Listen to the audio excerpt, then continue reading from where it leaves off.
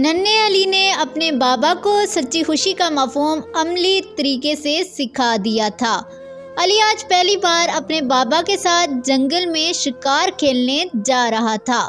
جنگل پہنچ کر اس کے بابا نے خیمہ نصب کیا اور علی کے ہمراہ اپنا تیر کمان سنبھال کر جانوروں کی تلاش میں نکل گئے۔ تھوڑی دور چلنے کے بعد انہیں ایک چھوٹا سا ہرن کا بچہ گھاس چرتے نظر آیا۔ علی کے بابا اسے تیر مار کر زخمی کر کے زندہ پکڑنا چاہتے تھے۔ تھوڑی سی کوشش کے بعد وہ اسے پکڑنے میں کامیاب ہو گئے اور اپنے ساتھ خیمے میں لے آئے۔ وہاں انہوں نے ننھے ہرن کو رسی سے باندھ دیا۔ دوپہر کا کھانا کھا کر وہ کچھ دیر لیٹ گئے تاکہ تازہ دم ہو کر واپس گھر جا سکیں۔ پاپا جلد ہی سو گئے مگر علی کی آنکھوں سے نیند کوسوں دور تھی۔ وہ معصوم ہرن کو دیکھ رہا تھا جو کونے میں اداس کھڑا تھا۔ علی کو لگا شاید اس کی آنکھوں میں آنسو ہیں۔ اچانک علی نے باہر کوئی عجیب سی آواز سنی۔ اس نے خیمے سے باہر جا کر دیکھا تو وہاں دو ہرن کھڑے اونچی اونچی آوازیں نکال رہے تھے۔ ان کی آواز سن کر خیمے میں موجود ننھا ہرن بھی ٹھیک ویسے ہی چیخا۔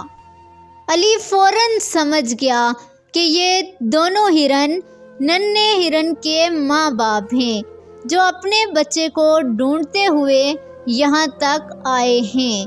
علی نے اندر جا کر رسی کھول دی اور ننھے ہرن کو آزاد کر دیا۔ ٹھیک اسی لمحے ہرن کے شور کی وجہ سے بابا کی آنکھ کھل گئی۔ بابا نے سوالیہ نظروں سے بیٹے کی جانب دیکھا۔ علی نے کہا، بابا آپ کو کیسا لگے گا اگر کوئی مجھے آپ سے اور ماما سے دور کر دے؟ بابا ایک لمحے میں علی کی بات کی گہرائی سمجھ گئے۔ جلد ہی ننھا ہرن خوشی سے چھلانگیں مارتا اپنے والدین کے ساتھ جنگل میں غائب ہو گیا تھا۔ ننھے علی نے اپنے بابا کو سچی خوشی کا مفہوم عملی طریقے سے سکھا دیا تھا۔